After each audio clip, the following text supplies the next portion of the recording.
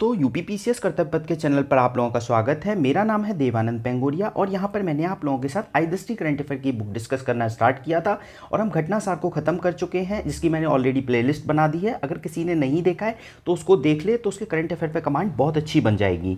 तो देखिए, आज 5वां पार्ट है, तो उसको स्टार्ट करने से पहले इस सीरीज़ की कुछ यूनिक बातें हैं जो आपको बता दूँ, और आज हम कुछ मेन्स का पार्ट भी समझेंगे कि हमें किस तरह से पढ़ाई करनी चाहिए जिससे हमारा प्रीलिम्स के साथ साथ मेन्स भी स्ट्रांग हो। तो सबसे पहले सीरीज़ की यूनिक बात है जो मैं हर वीडियो में बताता हूं, वो आप जान लीजिए कि जो भी प्रीलिम्स के फैक्ट होंगे इंपॉर्टेंट होंगे, यहाँ मैं एम्फेसाइज करूंगा। इसके अलावा आपको पीवाईक्यू भी बताऊंगा कि ये पीवाईक्यू प्रीलिम्स के लिए इंपॉर्टेंट है, या मेंस के पीवाईक्यू भी आपको दिखाऊंगा कि आपको इस तरीके से हमें पढ़ाई करनी है। अगर हमारे सामने पीवाईक्यू होते हैं तो हमें ये पता लग जाता है कि अच्छा ये टॉपिक इंपॉर्टेंट है, इससे पहले भी क्वेश्चन आया हुआ है। इसके अलावा अगर कोई टॉपिक मेंस के लिए इंपॉर्टेंट होगा या मेंस में उसके पॉइंट्स यूज होंगे या मेंस से डायरेक्टली उसमें क्वेश्चन आ सकता है, तो वहाँ मैंने हैशटैग बना दिया है, तो वो आपको नोट डाउन करते रहना है, ठीक है। और उसमें से कुछ पॉइंट ऐसे के लिए भी निकाल लेने हैं। अब देखिए, सबसे अच्छी बात यह है कि हम हिंदी में बुक डिस्कस कर रहे हैं, तो इस हिंदी वाली बुक में कुछ टर्म्स इंग्लिश में भी लिखी हुई हैं और उसके आगे उसकी हिंदी भी लिखी हुई है। तो कुछ इंग्लिश मीडियम के स्टूडेंट क्या करते हैं कि ऐसे को हिंदी में लिखते हैं, तो उन लोगों के लिए बहुत बेनिफिशियल है, तो इंग्लिश की टर्म को नोट डाउन करते रहें। क्लियर। इसके अलावा देखिए, ये बाइलिंगुअल फॉर्मेट में हम डिस्कस कर रहे हैं, तो इंग्लिश मीडियम के स्टूडेंट बिल्कुल भी परेशान ना हो, ठीक है। मैं कोशिश कर रहा हूँ कि ज़्यादा से ज़्यादा बाइलिंगुअल यूज़ करूँ, जिससे कि हिंदी मीडियम और इंग्लिश मीडियम दोनों में बैलेंस बना रहे। अब देखिए, आज हम जो टॉपिक डिस्कस कर रहे हैं, मैंने अभी आपसे कहा था कि हम थोड़ा सा मेंस का प्रोस्पेक्टिव भी देखेंगे। आज हम जो जो टॉपिक डिस्कस कर रहे हैं उससे रिलेटेड मैं अभी बता देता हूं। देखिए, आज एक टॉपिक हम डिस्कस करेंगे, digital public infrastructure in agriculture, ठीक है। तो इसका मतलब क्या है, ये हमारे मेंस के किस टॉपिक से रिलेट होता है। तो आप देखिए, GS3 में एक टॉपिक है, e technology in the aid of farmers, ठीक है, या टेक्नोलॉजी का यूज एग्रीकल्चर में कैसे करेंगे। इससे रिलेटेड यूपीपीसीएस 2023 में डायरेक्ट क्वेश्चन आया था कि ई टेक्नोलॉजी कैसे फार्मर्स को एड कर रही है। तो जो डिजिटल पब्लिक इंफ्रास्ट्रक्चर हम एग्रीकल्चर में पढ़ेंगे वो इस टॉपिक से डायरेक्टली लिंक होता है। क्लियर। अब GS2 में एक टॉपिक लिंक होता है, आज हम सेमीकंडक्टर के बारे में भी पढ़ेंगे कि सेमीकंडक्टर इंडस्ट्री के प्लांट लग रहे हैं इंडिया में। टोटल अभी 5 प्लांट लगने की बात चल रही है, ठीक है। तो अब देखिए, ये हमारे मेंस के प्रोस्पेक्टिव से कैसे इंपॉर्टेंट है। तो देखिए, GS1 में एक टॉपिक है, 2 में नहीं है, ये 1 में है। 1 में टॉपिक क्या है, लोकेशन ऑफ इंडस्ट्री, मतलब इंडस्ट्री कहाँ कहाँ लोकेटेड है, कौन कौन से फैक्टर रेस्पॉन्सिबल होते हैं। तो GS1 में एक टॉपिक है। अब सेमीकंडक्टर इंडस्ट्री गुजरात महाराष्ट्र की तरफ लग रही हैं और असम की तरफ लग रही हैं, ठीक है। तो ये क्या रीज़न है कि यहाँ पे लग रही हैं, तो ये एग्जाम में पूछा जा सकता है क्योंकि टॉपिक मीन्स का डायरेक्टली लिखा हुआ है। तो हमने 2 चीज़ें देखी, अब तीसरी चीज़ देखते हैं। तीसरी चीज़ में देखिए, हम एक पोर्ट पढ़ेंगे, वाधवन पोर्ट, ठीक है। ये कहाँ बन रहा है, महाराष्ट्र में बन रहा है। तो अब हमारे GS3 में एक टॉपिक है इंफ्रास्ट्रक्चर, इंफ्रास्ट्रक्चर में डायरेक्टली लिखा हुआ है पोर्ट, तो ये इससे लिंक हो जाता है। जब भी हम मेंस की आंसर राइटिंग करेंगे, अगर पोर्ट से रिलेटेड कोई क्वेश्चन आता है या इंफ्रास्ट्रक्चर से रिलेटेड क्वेश्चन आता है, तो हम एज अ पोर्ट कहीं मेंशन कर रहे होंगे तो वाधवन पोर्ट का मेंशन करेंगे, ठीक है। इसके अलावा आगे देखिए, GS6 का एक टॉपिक है, इसमें जैसे GS6 में एग्रीकल्चर से रिलेटेड बात की गई है, यूपी स्पेशल में GS6 में एग्रीकल्चर से रिलेटेड कहा गया है कि एग्रीकल्चर में क्या क्या प्रॉब्लम्स हैं और आप क्या क्या सॉल्यूशंस दे सकते हो। तो हम जो DPI बना रहे हैं, अभी हम DPI को समझेंगे एग्रीकल्चर के फील्ड में, वो एग्रीकल्चर के लिए सॉल्यूशन भी हो सकता है। तो इस तरीके से हमें समझना है कि मेंस हमें देखो एक चीज़ समझिए, हमें अपने पढ़ने के अप्रोच को चेंज करना होगा। अगर हम पढ़ने के अप्रोच को चेंज कर देंगे तो हम 100% मेंस क्वालिफाई कर सकते हैं। बस ऊपर वाले का हाथ और होना चाहिए, ठीक है। क्योंकि देखो, कई बार कॉपी चेक जो होती हैं, तो मतलब मैं कॉपी अपनी देखने गया था तो मुझे समझ में आया था कि कॉपी इवन जैसे पहला पेज है, जैसे ये 2 पेज हैं, ठीक है, आपने क्वेश्चन लिखा तो एक पेज पे एक टिक लगा है, अगले पेज पे कोई टिक ही नहीं लगा, बस मार्क्स लिखे हुए हैं। ऐसा लग रहा है कि पढ़ाई नहीं है। चलो, पढ़ा है नहीं पढ़ा वो बात की बात है, तो हमें ही समझना है कि किस तरीके से आंसर राइटिंग करनी है। तो हमें अपने अप्रोच को चेंज करना होगा, ठीक है ना। हम अपने अप्रोच को चेंज कर देंगे तो हम मेंस को बहुत ईजिली सेल आउट कर सकते हैं। आगे चलते हैं। देखिए, अभी इस आज की वीडियो में हम जानेंगे संविधान हत्या दिवस, जो कि 25 जून को अनाउंस किया गया है मनाने के लिए। तो देखिए, ये इमरजेंसी से रिलेटेड है, संविधान हत्या दिवस, तो इससे फेडरल इश्यूज भी आते हैं। तो ये GS2 के लिए इंपॉर्टेंट है। GS2 में एक टॉपिक है, क्या क्या फेडरल इश्यूज हैं, और 2023 में इससे क्वेश्चन भी आया था। तो छोटे छोटे टॉपिक्स हैं जो हमें हाईलाइट करने हैं अपने मेंस के लिए और नोट डाउन करते रहना है, ठीक है। मैंने आज छोटा सा आपको हिंट दिया है कि इस तरीके से आपको पढ़ाई करनी है कि कौन सा टॉपिक किसके लिए इंपॉर्टेंट है, ठीक है। चलिए स्टार्ट करते हैं आज की पहली करंट अफेयर को। तो देखिए डिजिटल कृषि मिशन की बात हो रही है, किसकी? डिजिटल कृषि मिशन की। तो देखिए पहली लाइन में ही लिखा हुआ है कि ये कब लॉन्च किया गया था? यूनियन बजट 2023-24 में। तो देखिए इस पॉइंट को सबसे पहले नोट डाउन कर लीजिए कि यूनियन बजट 2023-24 में डिजिटल कृषि मिशन को डिजिटल पब्लिक इंफ्रास्ट्रक्चर के बेस पे लॉन्च किया गया था। ठीक है, तो एक बार दोबारा रिपीट कर रहा हूं कि यूनियन बजट 2023 में डिजिटल पब्लिक इंफ्रास्ट्रक्चर को लॉन्च किया गया था, और किसके लिए? एग्रीकल्चर के फील्ड में क्रांति लाने के लिए, रिवॉल्यूशन लाने के लिए। ठीक है, अब 2024-25 में क्या कहा गया? देखिए 23-24 याद रखना, 24-25 भी ऑप्शन में होगा। और 24-25 में क्या कहा गया कि मतलब केंद्र सरकार राज्यों के साथ मिलकर अगले 3 सालों में डिजिटल पब्लिक इंफ्रास्ट्रक्चर को लागू करेंगी। तो हमने यहां पे 2 पॉइंट जान लिए कि 23-24 में ये लॉन्च किया गया था, 24-25 में ये कहा गया कि सेंट्रल गवर्नमेंट स्टेट गवर्नमेंट के साथ साझेदारी करके अगले 3 सालों में इस मिशन को लॉन्च स्टार्ट करेगी, मतलब लागू करेगी। ठीक है, अब इस मिशन में होगा क्या? किसानों और उनकी जो भूमि है उनको कवर किया जाएगा, स्पेशली सर्वे किया जाएगा और उनकी भूमि और उनको कवर किया जाएगा। ठीक है, और टोटल कितने किसानों को कवर किया जाएगा? 6 करोड़ किसानों और उनकी भूमियों के जो भी डेटा है उसको अपडेट किया जाएगा।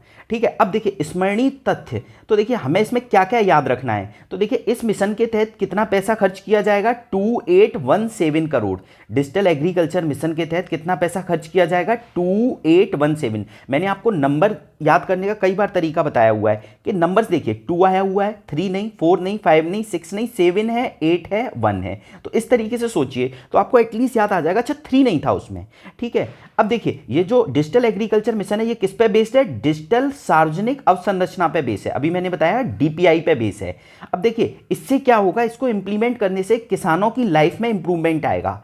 अब देखिए ये क्यों किया जा रहा है, सबसे पहले हमें ये समझना जरूरी है। डिजिटल कृषि मिशन क्यों स्टार्ट किया जा रहा है? तो देखिए डिजिटल कृषि मिशन के तहत क्या किया जाएगा? डेटा को कलेक्ट किया जाएगा। फार्मर्स और उनके जो फील्ड हैं, जो क्रॉप उगा रहे हैं और सॉइल से रिलेटेड इन सारे डेटा को कलेक्ट करके फार्मर्स की आईडी बनाई जाएगी। जैसे हमारी आधार की आईडी होती है ऐसे ही फार्मर्स की आईडी बनाई जाएगी। ऐसा क्यों किया जा रहा है? क्योंकि देखिए जो एग्रीकल्चर का डेटा है वो काफ़ी स्कैटर्ड है, अलग अलग स्थानों पर है, अलग अलग एजेंसियां कलेक्ट करती हैं, अलग अलग एजेंसियां उसको यूज़ करती हैं, तो एक जगह इंटीग्रेटेड नहीं है। तो उसको इंटीग्रेटेड करने के लिए डिजिटल एग्रीकल्चर मिशन लॉन्च किया गया है। ठीक है, और ये एक सिंगल प्लेटफॉर्म पे डेटाबेस बन जाएगा। यहां तक क्लियर हुआ आपका? अब देखिए यहां पे 1 मिनट पॉज करिए और आप ये समझिए कि डिजिटल पब्लिक इंफ्रास्ट्रक्चर होता क्या है। सबसे पहले आपको यह समझना बहुत जरूरी है, तब आप पूरी चीजें अच्छे से समझ जाएंगे। तो देखिए डिजिटल पब्लिक इंफ्रास्ट्रक्चर क्या होता है कि पब्लिक सर्विस को डिजिटली प्रोवाइड करना, और उसको प्रोवाइड करने के लिए आप जिस इंफ्रास्ट्रक्चर का यूज करोगे उसी को हम क्या बोलते हैं? Digital public infrastructure. इसी तरीके से हम डेफिनेशन भी एग्जाम में बनाते हैं। जब मेंस में कोई क्वेश्चन आता है और अगर हमको कोई डेफिनेशन याद नहीं है तो हम वर्ड्स को तोड़ तोड़ के बनाते हैं। यहां पे मैंने क्या आपको बताया कि हमें पब्लिक सर्विस प्रोवाइड करनी है, डिजिटली प्रोवाइड करनी है, और उसके लिए हमको क्या चाहिए? इंफ्रास्ट्रक्चर चाहिए। तो जो इंफ्रास्ट्रक्चर चाहिए उसी को हम क्या बोलते हैं? Digital public infrastructure. ठीक है, जैसे यूपीआई इसका बहुत अच्छा एग्जाम्पल है। अब देखिए अब हमें डिजिटली सर्विस प्रोवाइड करनी है तो हमको क्या चाहिए? डेटा चाहिए। डेटा हम कैसे कर सकते हैं? मैनुअल सर्वे से कर सकते हैं या सैटेलाइट के थ्रू हम डेटा कलेक्ट कर सकते हैं। ठीक है, जब हम डेटा कलेक्ट कर लेते हैं अब उसको हम प्रोसेस करें। अब जब हम डेटा को प्रोसेस कर लिया तब हमारे लिए डिसीजन लेना आसान हो जाता है। हम किसी भी चीज़, किसी भी पॉलिसी को इंप्लीमेंट कर रहे हैं या किसी को भी सर्विसेज प्रोवाइड कर रहे हैं, अगर हमारे पास प्रॉपर डेटा है और हमने उसे प्रोसेस कर लिया है तो हमारे लिए डिसीजन लेना आसान हो जाता है। इसी को हम क्या बोलते हैं? Evidence based decision making. और हमारा जो डिसीजन होगा वो टारगेटेड होगा। इसका मतलब हम जो स्कीम मतलब अपने सिटीजन्स को प्रोवाइड कर रहे होंगे उसमें लीकेज नहीं होगा, और लीकेज नहीं होगा तो गवर्नमेंट पे फिस्कल बर्डन भी कम पड़ेगा, और जब लीकेज कम है इसका मतलब गवर्नेंस इंप्रूव हो रही है। अब देखिए गवर्नेंस का यहाँ पे पॉइंट आ गया। तो डिजिटल पब्लिक इंफ्रास्ट्रक्चर जब एग्रीकल्चर में इंप्लीमेंट किया जाएगा तो गवर्नेंस भी इंप्रूव होगी। तो देखिए GS2 से लिंक हो गया। ठीक है, और जब गवर्नेंस इंप्रूव होगी और लोगों को बेनिफिट मिल रहा होगा सर्विसेज का, इसका मतलब लोगों का ट्रस्ट गवर्नमेंट पे बढ़ेगा। ठीक है, यहां तक क्लियर? तो हमने डिजिटल पब्लिक इंफ्रास्ट्रक्चर को समझा। अब देखिए डिजिटल पब्लिक इंफ्रास्ट्रक्चर के कुछ पिलर हैं। ठीक है, अब एक और चीज में जान लीजिए, ये देखिए इसका पॉजिटिव है। जब डिजिटल पब्लिक इंफ्रास्ट्रक्चर एग्रीकल्चर के फील्ड में बन जाएगा तो फार्मर्स को फिजिकली कहीं जाने की जरूरत नहीं है। उनकी एक आईडी बनेगी, उस आईडी के बेसिस पे वो उनको सर्विसेज प्रोवाइड कर दी जाएंगी। ठीक है, तो उनको फिजिकली कहीं जाने की जरूरत नहीं है और वही आईडी उनकी डिजिटल आइडेंटिटी होगी या डिजिटल पहचान होगी। अब देखिए, जो डिजिटल कृषि मिशन है इसके कुछ मूलभूत स्तंभ हैं, मतलब दो पिलर हैं, बेसिकली दो फाउंडेशनल पिलर हैं। एक है एग्रीकल्चर एग्री स्टैक, इसके अंदर डेटा को कलेक्ट किया जाएगा। दूसरा कृषि डिसीजन सपोर्ट सिस्टम, और डेटा को कलेक्ट करने के बाद क्या किया जाएगा, फिर डिसीजंस लिए जाएंगे, ठीक है, जिससे कि मतलब जो भी सर्विसेज प्रोवाइड करनी है उसको एफिशिएंटली क्विकली प्रोवाइड किया जा सके। तो देखिए, मैंने आपको बताया कि दो पिलर हैं, एग्री स्टैक और कृषि डिसीजन सपोर्ट सिस्टम। इसके अलावा सॉइल की प्रोफाइलिंग भी की जाएगी कि सॉइल में कितना न्यूट्रिएंट्स हैं, क्या पीएच है, ये सब भी इसमें किया जाएगा, ठीक है। इन सब से क्या होगा कि देखिए, जो भी सर्विसेज हैं वो समयबद्ध होंगी, विश्वसनीय होंगी, ठीक है, मतलब टाइमली सर्विसेज होंगी और ट्रस्टेड, मतलब जो भी डिसीजन लिया जाएगा वो ट्रस्ट के बेसिस पे लिया जाएगा, क्योंकि हमारे पास ऑलरेडी डेटा है, तो मतलब हैफजार डिसीजन नहीं लिया जाएगा और फार्मर सेंट्रिक डिसीजन मेकिंग होगा। अब देखिए, यहाँ पे मैंने एग्री स्टैक यहाँ लिख देना है आपको, कृषि डिसीजन सपोर्ट सिस्टम यहाँ लिख देना है और सॉइल प्रोफाइल मैपिंग यहाँ लिख देना है, तो आपके लिए डायग्राम भी तैयार हो गया एग्जाम में, क्लियर। अब देखिए, एग्री स्टैक क्या है ये समझते हैं। तो देखिए, एग्री स्टैक क्या है कि एग्री स्टैक में बेसिकली तीन चीजें हैं, तीन प्रमुख घटक हैं। फार्मर रजिस्ट्री है, मतलब फार्मर की जो भी रजिस्ट्री होगी उसको इंक्लूड किया जाएगा, विलेज के मैप्स को इंक्लूड किया जाएगा और जो फार्मर्स ने फसल उगाई है उसको इंक्लूड किया जाएगा। इन तीनों को मिला के एग्री स्टैक बनेगा। इसी को हम क्या बोलते हैं, फार्मर्स आईडी। ये तीनों जो आइडेंटिटी होंगी फार्मर्स की, तीनों डिटेल्स होंगी उसी वो फार्मर्स की आईडी पे लिखी होंगी और ये आधार कार्ड की तरह होगी, क्लियर। और इसको मेंटेन कौन रखेगा, मतलब इसका सृजन और रखरखाव कौन करेगा, तो राज्य सरकार इसका रखरखाव करेंगी, ये पॉइंट हमें याद रखना है। अब देखिए, जो फार्मर्स आईडी है उसको पायलट बेसिस पे 6 राज्यों में इंप्लीमेंट किया जा रहा है। तो मैंने आपको बताया, जब भी ऐसा कुछ है आपको मैपिंग यूज करनी है कि जिससे आपको चीजें याद हो जाएं। बस ये एग्जाम में पूछा नहीं जाएगा, बट हमारा यूपी में भी है तो हमें याद रखना है। कहाँ का पायलट बेसिस पे, उत्तर प्रदेश के फर्रुखाबाद में, ठीक है। तो देखिए, यहाँ उत्तर प्रदेश होगा, ठीक है, उसके बाद गुजरात यहाँ कहीं होगा, ठीक है, गुजरात के बाद महाराष्ट्र का बीड, ये सिटी भी याद रखनी है कहाँ पे कौन कौन से, बीड कहाँ पे, महाराष्ट्र में। फिर तमिलनाडु का विरुद्धनगर होगा, हरियाणा का यमुनानगर होगा और पंजाब का फतेहगढ़ होगा। तो देखिए, आपने मार्क कर लिया, आपने देखा इधर का कोई सिटी नहीं है ईस्टर्न इंडिया का, तो आपके दिमाग में फीड हो गया, अच्छा सॉरी तमिलनाडु इस तरफ का है, ये हमें याद रखना है। तो ऐसे करके आपको एटलीस्ट पता लग गया कि आसपास के ये वाले एरिया हैं, तो आपने मैपिंग कर ली, तो आपको एग्जाम में 100% याद आ जाएगा कि कौन कौन से राज्य थे इसमें, क्लियर। अब देखते हैं आगे। इसके अलावा देखिए, इसमें एक और पॉइंट ये रह गया, ये भी याद रखना है आपको कि 11 करोड़ किसानों की 3 वर्षों के दौरान 11 करोड़ किसानों के लिए डिजिटल पहचान बनाई जाएगी, डिजिटल आईडी बनाई जाएगी। तो ये 11 करोड़ भी हमें याद रखना है, ठीक है।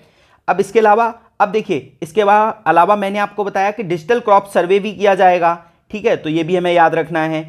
अब देखिए, सेकंड पिलर इसका क्या था, डिसीजन सपोर्ट सिस्टम। तो डिसीजन सपोर्ट सिस्टम के लिए डेटा चाहिए, डेटा कहां से लिया जाएगा, कॉम्प्रिहेंसिव जियो स्पेशियल सिस्टम का निर्माण किया जाएगा रिमोट सेंसिंग सैटेलाइट के थ्रू, और उससे डेटा कलेक्ट करके फिर डिसीजन लिया जाएगा, क्लियर। और उसमें डेटा से रिलेटेड किसके बारे में जानकारी होगी, फसल के बारे में, मिट्टी के बारे में, मौसम के बारे में और वाटर रिसोर्सेज के बारे में, क्लियर। अब सॉइल के प्रोफाइल की मैपिंग की जाएगी।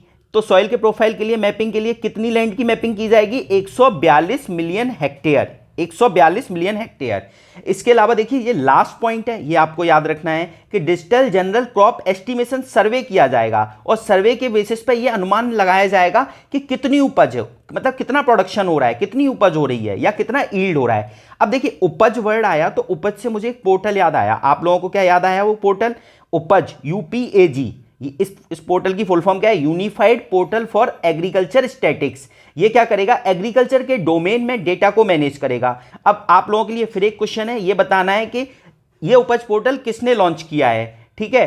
तो हमने देखा सर्वे के थ्रू सटीक अनुमान लगाया जाएगा कि कितना क्रॉप का प्रोडक्शन हो रहा है। तो कुल मिला के अगर इसे मैं समराइज करूं डिजिटल पब्लिक इंफ्रास्ट्रक्चर को एग्रीकल्चर के फील्ड में, तो ये एग्रीकल्चर के फील्ड में रिवॉल्यूशन लेके आएगा और जो भी डिसीजंस लिए जाएंगे वो क्विक होंगे, एफिशिएंट होंगे और ट्रांसपेरेंट होंगे और टारगेटेड होंगे, और जिसको जितना बेनिफिट है उतना बेनिफिट मिलेगा, कोई लीकेज नहीं होगा और एग्रीकल्चर सिस्टम इससे प्रॉस्परस करेगा। अब आपको यही एक कोट बता दे रहा हूं, आपके लिए क्वेश्चन रहेगा उस कोट के साथ ही। देखिए, ये किसने बोला था, ये आपको बताना है। नथिंग कैन बेट, एक मिनट, हाँ, कोट था everything can wait except agriculture. Everything can wait except agriculture. ये आपको कमेंट करके बताना है ये कोट किसने बोला, ठीक है। हम आंसर राइटिंग में इसको यूज करते हैं, तो आपको भी यूज करना है everything can wait except agriculture. Comment करके जरूर बताना, तभी मैं आपको इस तरह के इनपुट बार बार देता रहूंगा, जिससे आपकी एक वोकैब मेंस के लिए भी डेवलप हो जाएगी, ठीक है। आगे चलते हैं। अब देखिए इंडिया का सेमीकंडक्टर मिशन, मैंने अभी आपको बताया GS1 में एक डायरेक्ट टॉपिक है। क्या टॉपिक है कि लोकेशन ऑफ इंडस्ट्री, कि कोई इंडस्ट्री कहां स्टैब्लिश्ड होगी और उसके लिए क्या क्या फैक्टर रेस्पॉन्सिबल हैं। तो इससे रिलेटेड आपको फिर एक कोट बताता हूं। अब ये मुझे आपको कमेंट करके बताना है ये कोट कितने लोगों को समझ में आया, और उसका एक्सप्लेनेशन आप कमेंट बॉक्स में छोटा सा, या टेलीग्राम ग्रुप पे जुड़ जाना, मैं कमेंट बॉक्स में पिन कर दूंगा टेलीग्राम ग्रुप, वहां पे उस कोट का एक्सप्लेनेशन देना, ठीक है। देखिए बताओगे, आप एक्टिव पार्टिसिपेट करोगे तो मैं आपको बहुत अच्छे अच्छे इनपुट दूंगा, आपको रियली में बेनिफिट होगा एग्जाम में। बट बस कमेंट करके आप या टेलीग्राम ग्रुप से जुड़ जाइए, वहां पे इजी रहता है। देखिए यूट्यूब के कमेंट पढ़ना है, बार बार यूट्यूब पे जाना है, जबकि टेलीग्राम पे एक बार को हम बार बार चले जाते हैं। तो आपको क्या करना है, टेलीग्राम ग्रुप को ज्वाइन कर लेना, मैं कमेंट में पिन कर दूंगा, वहां पे मैं आपको कोट बता रहा हूं, इस कोट के बारे में आपको एक्सप्लेन करना है, ठीक है, 5 या 6 लाइन में।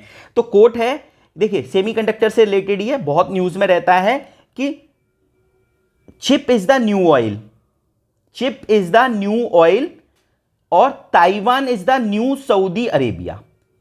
रिपीट कर रहा हूं कोट को, कोट लिख लीजिए एक बार, chip is the new oil और Taiwan is the new Saudi Arabia, ठीक है, याद रखेंगे। एक बार और रिपीट कर रहा हूं, chip is the new oil, Taiwan is the new Saudi Arabia, ठीक है। एक सेकेंड, तो आप लोगों ने कोड नोट डाउन कर लिया, chip is the new oil, Taiwan is the new Saudi Arabia. इस कोड को आपको एक्सप्लेन करना है टेलीग्राम ग्रुप पे जाके, ठीक है। स्टार्ट करते हैं। इंडिया का सेमीकंडक्टर मिशन थोड़ा डिटेल में डिस्कस करना है, जिससे आपकी ना होलिस्टिक अंडरस्टैंडिंग बने। तो देखिए सेमीकॉन इंडिया प्रोग्राम कब लॉन्च किया गया था, 2021 में लॉन्च किया गया था।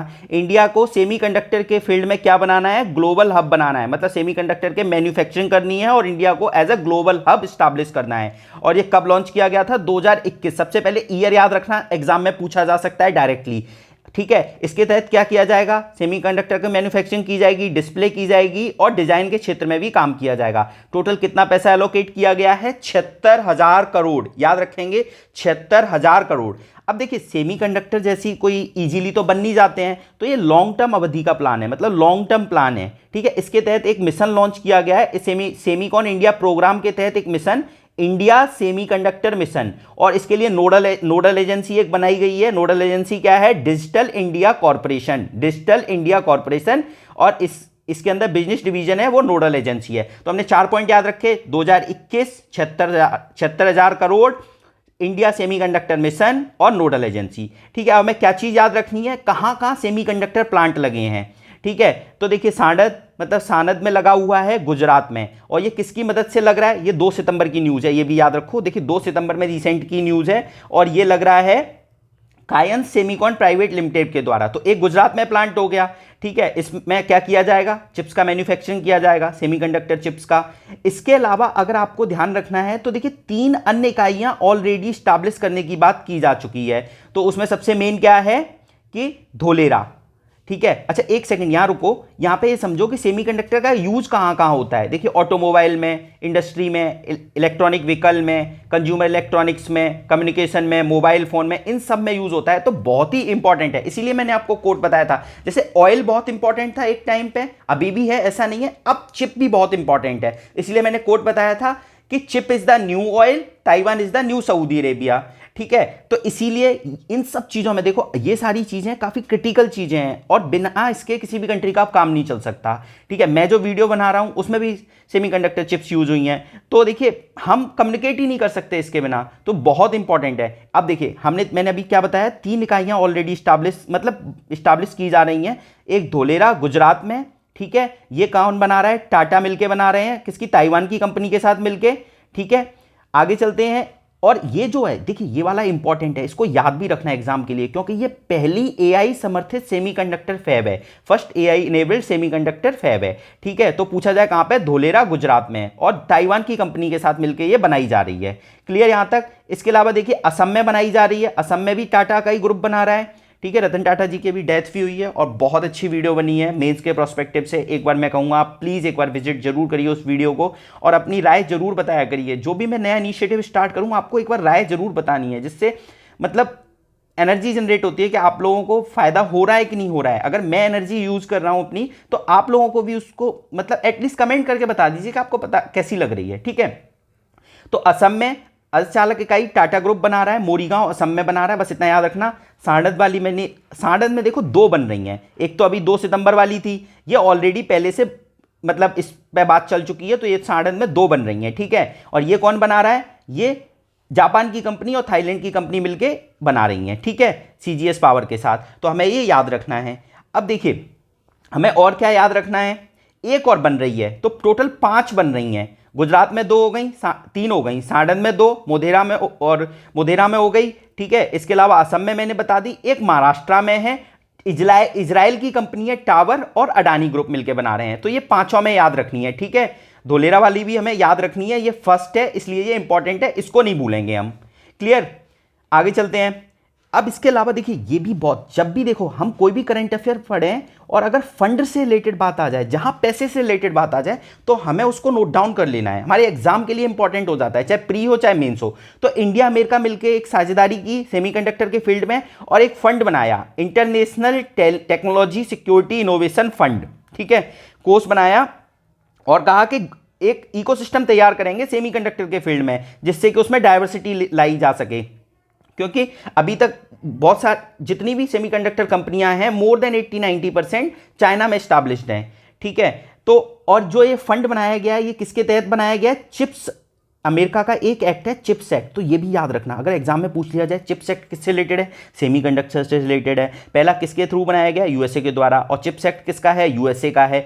अब आप यहाँ पे आपको कमेंट करके बताना है चिप्स की फुल फॉर्म क्या है, ठीक है, चिप्स की फुल फॉर्म आपको कमेंट करके बतानी है। तो सेमीकंडक्टर वाला फील्ड। अच्छा, एक आपके लिए एक क्वेश्चन और है कि ऐसे क्या रीजन्स हैं कि गुजरात में, महाराष्ट्र में और असम में, इन 3 जगह स्टार्टिंग में सेमीकंडक्टर इंडस्ट्री आई है। आपको एटलीस्ट 3 पॉइंट बताने हैं कि ऐसे 3 कारण बताइए कि कि ये इंडस्ट्री यहां पे सबसे पहले स्टैब्लिश्ड हो रही है, ठीक है। अगर आप नहीं बता पाए, आपको प्रॉब्लम हो रही है, तो भी आप कमेंट करके बताना, मैं आपको टेलीग्राम ग्रुप पे इसका एक डिटेल्ड बता दूंगा कि ये 5-6 कारण है, इसकी वजह से इंडस्ट्री यहां स्टैब्लिश्ड हो रही है, ठीक है। आगे चलते हैं अगले करंट अफेयर पे। सर्वोच्च न्यायालय का ध्वज और प्रतीक चिन्ह।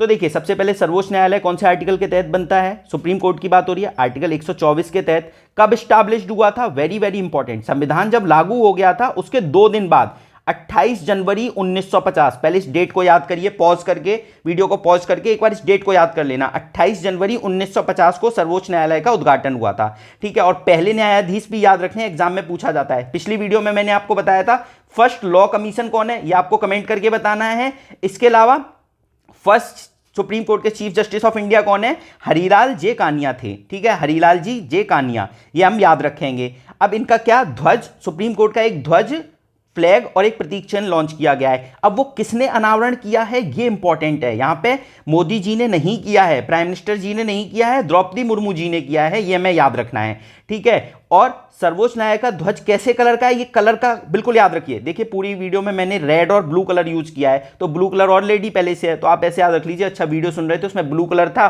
तो ध्वज कैसे कलर का है, ब्लू कलर का है, ठीक है। इस पर स्टार मार्क भी किया है, तो ये आपको याद रखना है। इसके अलावा इस ध्वज में संविधान के खुले हुए पन्नों में सर्वोच्च न्यायालय के गोलाकार भवन को उभरते हुए प्रदर्शित किया गया है। तो सर्वोच्च न्यायालय का भवन किस टाइप शेप का है, गोलाकार का है, ठीक है। इसके अलावा इस ध्वज में न्यायालय भवन में सुनहरे रंग से चित्रित किया गया है, ये एक बार पढ़ लेना, इतना इंपॉर्टेंट नहीं है, बट नीला कलर याद रखना है। और सुप्रीम कोर्ट का जो बिल्डिंग बनी हुई है वो गोलाकार है, ये भी याद रखनी है।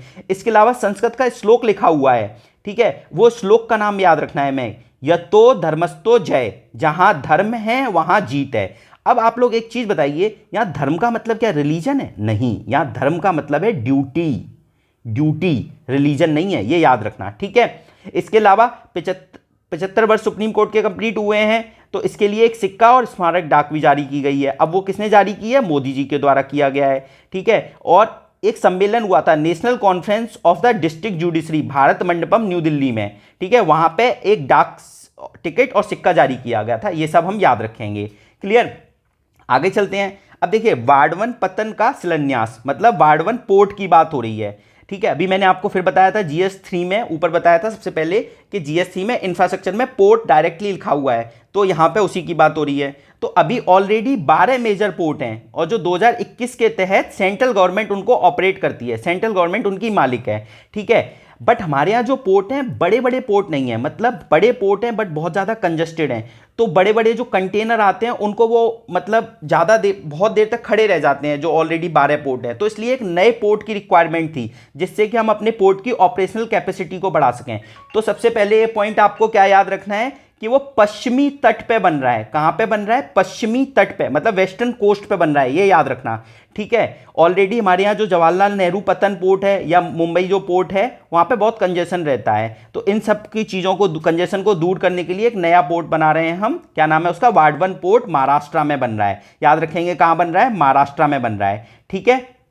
आगे चलते हैं, आगे चलते हैं। तो इसकी कुल लागत कितनी आएगी? 76,220 करोड़। बस ये पढ़ लीजिए, इतना इंपॉर्टेंट नहीं है, बस जान लीजिए। अच्छा, ये स्पेशल पर्पज व्हीकल से बन रहा है। अगर मल्टीपल स्टेटमेंट टाइप क्वेश्चन आ जाएगा तो ये स्पेशल पर्पज व्हीकल से बन रहा है और एसपीवी से। इसमें जवाहरलाल नेहरू पोर्ट का कुछ हिस्सा है और महाराष्ट्र मैरीटाइम बोर्ड का कुछ हिस्सा है, 75 और 74 और 26%, ठीक है।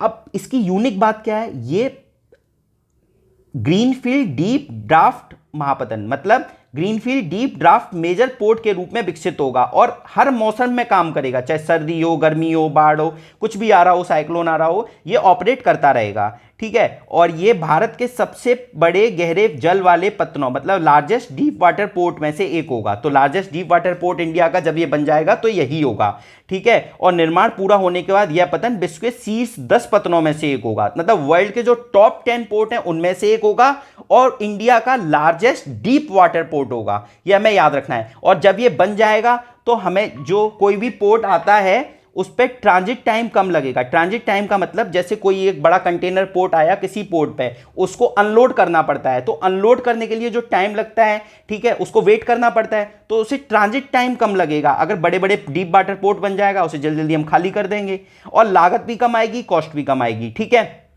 इससे क्या होगा? देश में, हमारे देश में इन्वेस्टमेंट आएगा, इकोनॉमी स्ट्रांग होगी। क्लियर? आगे चलते हैं। अब देखिए ये 12 पोर्ट के बारे में लिखा हुआ है, देखिए ये आप खुद से पढ़ लेना, बस मैं 2-3 पोर्ट बता दे रहा हूँ जो कॉमन है, वो सबको पता होते हैं। जैसे हल्दिया पोर्ट है, ठीक है, श्यामा प्रसाद मुखर्जी पोर्ट है, तो ये कोलकाता में है। दीनदयाल पोर्ट है, इसको पहले कांडला पोर्ट भी बोलते थे, ये कच्छ में है। कामराज पोर्ट तमिलनाडु में है, ठीक है। तो ये सब हमें याद रखना है, ठीक है। तो ये पोर्ट एक बार मैं कहूँगा कि आप खुद से पढ़ लेना, इन्हें याद कर लेना, एग्जाम में आ जाता है। और एक मैंने आपको तरीका बताया हुआ है, मैपिंग के थ्रू ही करना, कोशिश करना कि जो तरीके बता रहा हूँ उनको जरूर अडॉप्ट करना, और जो अडॉप्ट कर रहा है प्लीज़ एक बार बताए, जिससे मुझे लगेगा कि आप लोग बात भी मान रहे हो। तो आपको नई नई चीज़ें बताता रहूँगा ऐसे, ठीक है। अब देखिए इसके अलावा कंटेनर पोर्ट परफॉर्मेंस इंडेक्स आया है। कंटेनर पोर्ट परफॉर्मेंस इंडेक्स ये किसने निकाला है? ये मैं आपको घटनासार की सीरीज में भी मैंने आपको बताया था, वर्ल्ड बैंक और S&P ग्लोबल मार्केट इंटेलिजेंस के द्वारा निकाला गया है, ठीक है। अब देखिए इसमें क्या है कि इसमें फर्स्ट पोर्ट कौन सा आया है? चीन का यांगसान पोर्ट आया है, चीन का यांगसान, तो चीन का यांगसान पोर्ट आया है फर्स्ट।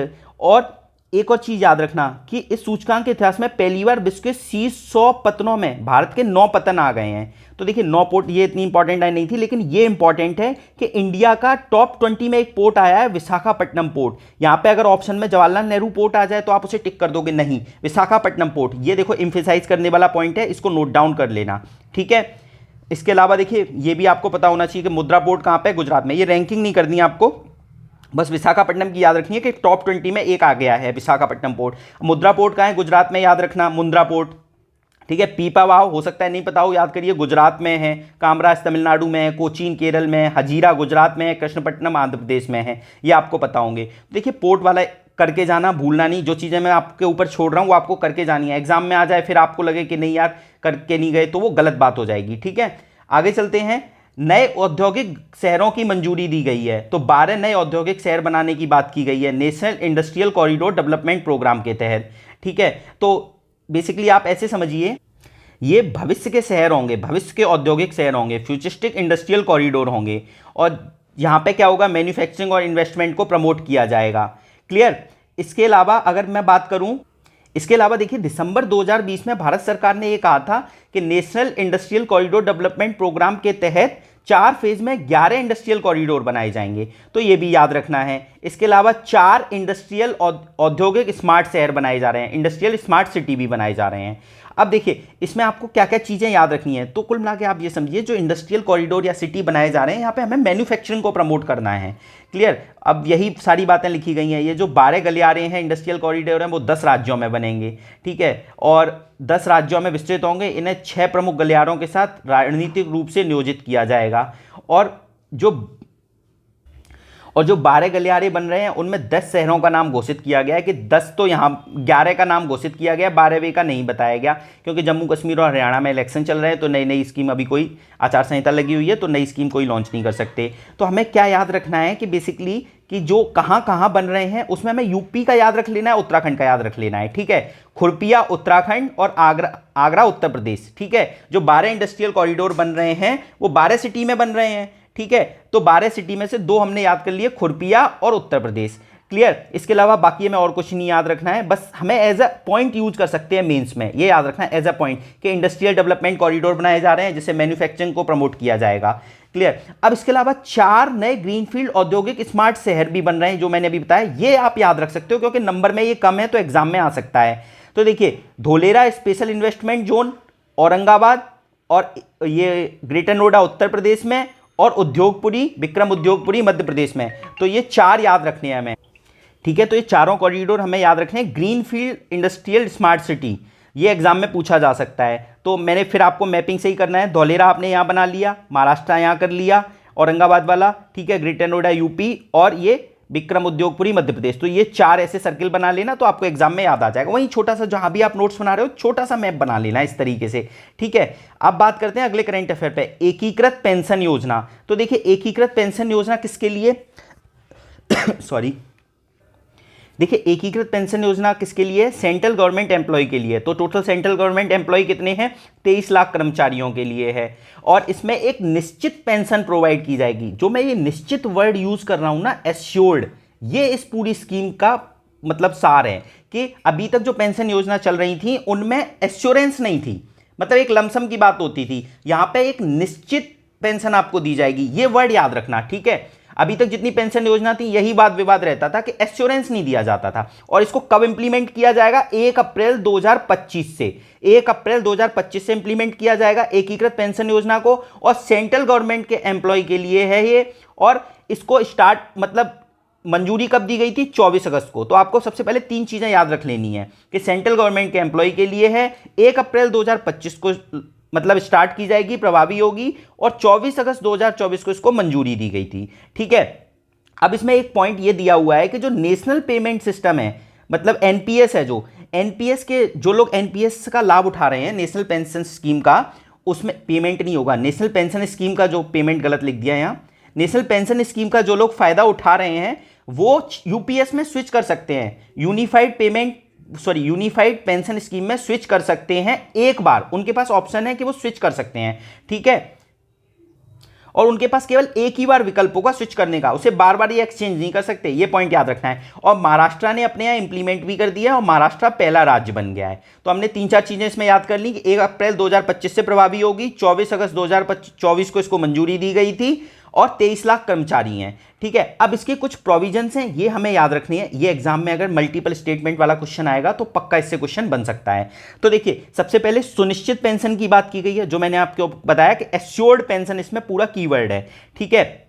इसमें यह कहा गया है कि अगर कोई कर्मचारी जो रिटायर हो गया है, सेनावृत्ति मतलब रिटायरमेंट हो गई है, तो उसके अंतिम 12 महीनों का जो भी एवरेज बेसिक पे होगा उसका 50% पेंशन के रूप में दिया जाएगा। तो लास्ट के 12 महीने का जो भी एवरेज सैलरी होगी उसका 50% पेंशन के रूप में दिया जाएगा, ठीक है।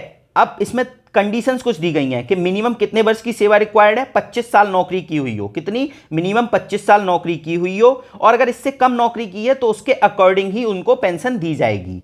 इसके अलावा कम से कम 10 साल की नौकरी बहुत जरूरी है, तो 10 से 25 का एक आंकड़ा है, ठीक है। 25 साल की सेवा करना बहुत जरूरी है। अगर 25 साल से कम से तक की सेवा की है तो 50% आपको लास्ट 12 महीने के एवरेज सैलरी का 50% मिलेगा, और अगर 25 साल से कम की है तो उसके अकॉर्डिंग मिलेगा, और अगर 10 साल की है, न्यूनतम 10 साल करना जरूरी है, तभी आपको पेंशन मिलेगी, ये याद रखना है, ठीक है।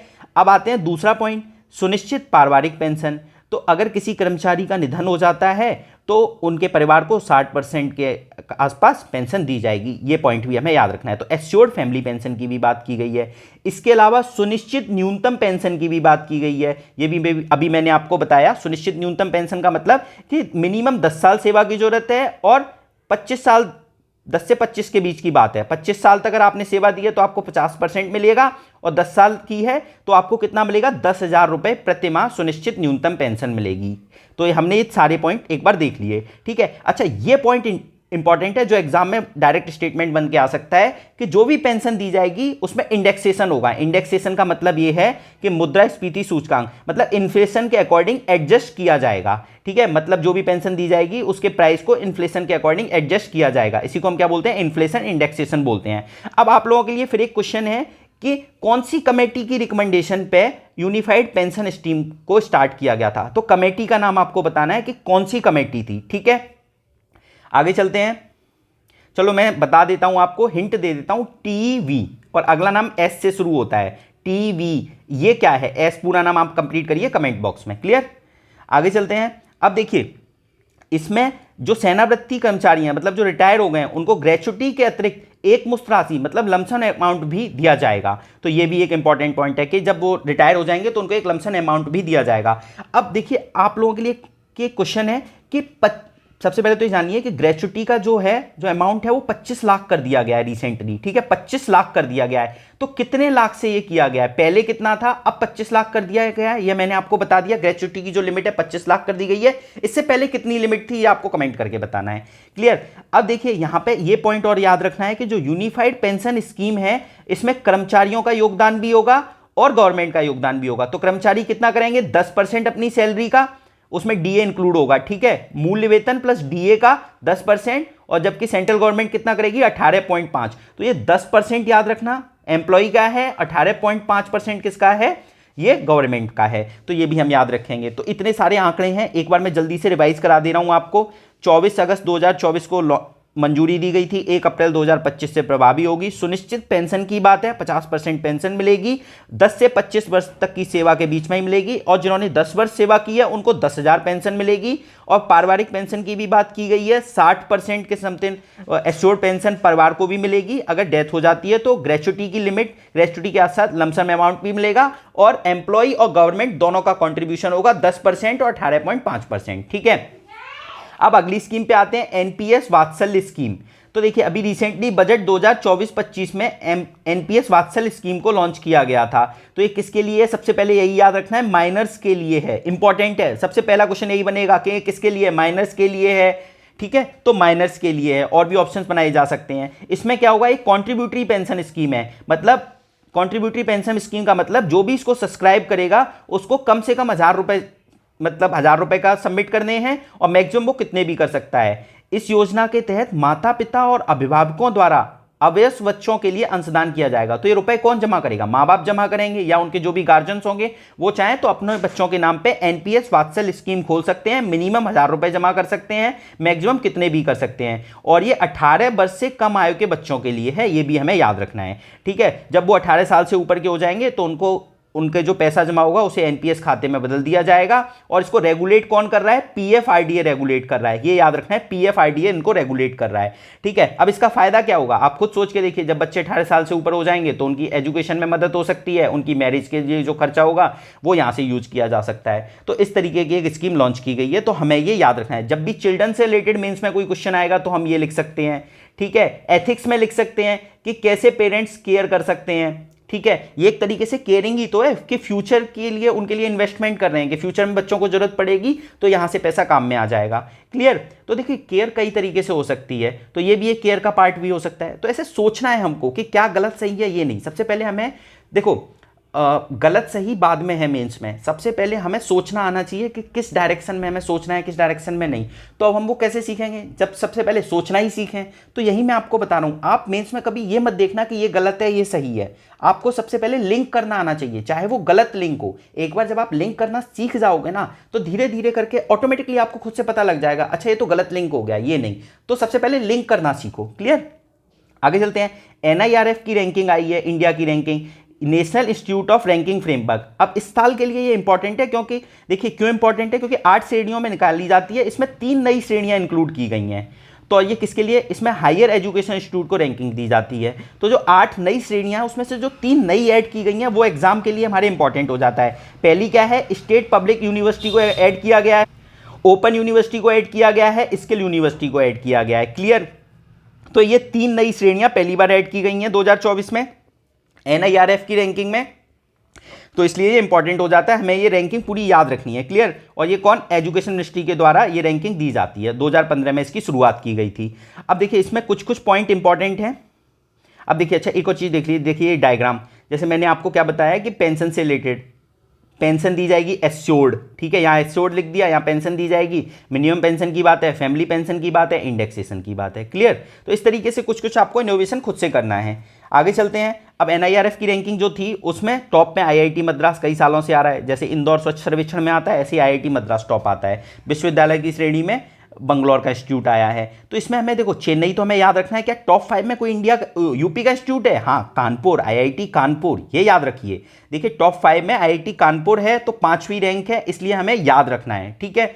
इसके अलावा देखिए और कुछ इंपॉर्टेंट है, तो देखिए इसमें उत्तर प्रदेश के मतलब हमें IIT कानपुर के अलावा देखो और नहीं याद रखने चाहिए, इतना सारा डेटा कैसे याद करेंगे, तो इसको छोड़ दो, बट याद रखिए टॉप 5 में IIT कानपुर है। क्लियर। इसके अलावा देखिए शीर्ष स्थान प्राप्त संस्थान, तो एक याद रख सकते हैं कि जो नए 3 श्रेणी ऐड की गई हैं उनका याद रख सकते हैं कि ओपन यूनिवर्सिटी में इग्नू आया है, ठीक है, और स्किल में क्या आया है, स्किल में सिम्बोसिस पुणे महाराष्ट्र वाला, ठीक है, और सिम्बोसिस पुणे महाराष्ट्र वाला, और ये जो पब्लिक स्टेट पब्लिक इंस्टीट्यूशन है उसमें अन्ना यूनिवर्सिटी। तो एक एटलीस्ट एक बार पढ़ लेना, क्योंकि नए ऐड किए गए हैं तो हो सकता है एग्जाम में आ जाए।